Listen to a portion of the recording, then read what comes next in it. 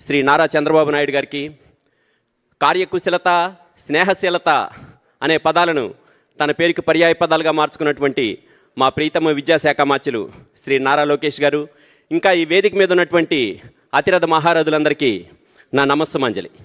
మనం ఒక 5 సంవత్సరాల క్రితం కోవిడ్ మహమ్మారి అన్ని వ్యవస్థలను ఏ విధంగా చిన్నాభిన్నం చేసిందో చూసాం. దానికి మేజర్ విక్టిమ్గా మారింది మన ఎడ్యుకేషన్ డిపార్ట్మెంట్. పిల్లల్లో మనం బోల్డంతా ఒక learning gaps among the students గమనించాం మనం.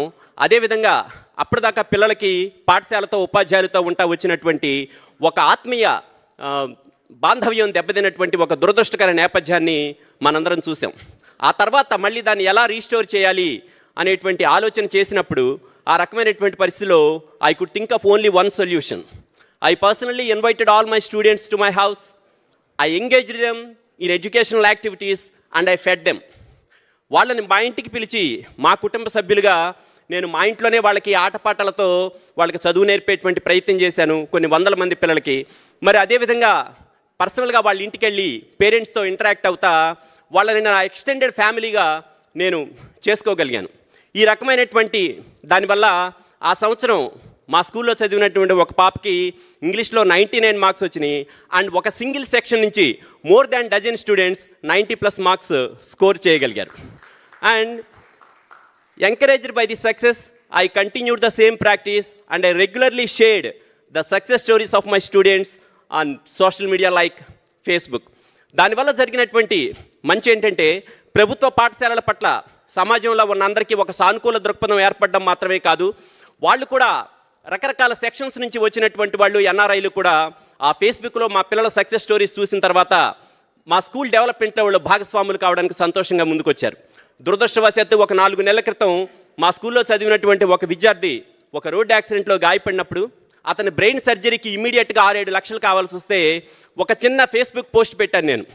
సో అప్పటి వరకు మా స్కూల్కి మా పిల్లలకి నాకు ఉన్నటువంటి రెప్యుటేషన్ వల్ల వితిన్ 3 days 6 లక్షల రూపాయల డొనేషన్స్ వచ్చాయండి. ఈ సందర్భంగా అమెరికాలో ఉంటున్నటువంటి అమరావతికి చెందినటువంటి ఎన్ఆర్ఐ అమరావతి ఆడబిడ్డ కళ్యాణి కోగంటి గారు భైరవి ఫౌండేషన్ ద్వారా చేసినటువంటి సహాయాన్ని నేను ఒకసారి గుర్తు చేసుకోవాలి. మరి అదేవిధంగా మా స్కూల్లో చదివినటువంటి కొంతమంది బ్రైట్ స్టూడెంట్స్ ఆడపిల్లల్ని కార్పొరేట్ కాలేజీల్లో మంచి చదువులకు పంపించాలి అనుకున్నప్పుడు మరో 6 లక్షలు, స్కూల్లో ఒక లైబ్రరీ సెటప్ చేయాలనుకున్నప్పుడు మరొక 1 లక్ష రూపాయలు, ఇట్లా ఒక సింగిల్ అకాడమిక్ ఇయర్లో 16 లక్షల రూపాయలు మేము కేవలం ఫేస్బుక్ ఫ్రెండ్స్ నుంచి సోషల్ మీడియా ద్వారా గ్యాదర్ చేయగలిగామంటే ప్రభుత్వ పాఠశాలల పనితీరు పట్ల ఎంత సానుకూల దృక్పథాన్ని ఏర్పరచగలిగామో ఒకసారి ఆలోచించమని మిమ్మల్ని కోరుతా ఉన్నాను. సో ఇదంతా ఎలా సాధ్యపడింది అంటే మరి యజ్ఞదాచరతి శ్రేష్ఠతత్త దేవేతరో జనః సయత్ ప్రమాణం కురితే లోకస్థ ధనువర్తతే అని భారతీయ సంస్కృతి నమ్ముతుంది. అంటే ఉత్తములైన వారు దేనిని ఆచరిస్తారో సమాజం అంతా దాన్నే ప్రమాణంగా స్వీకరిస్తుంది.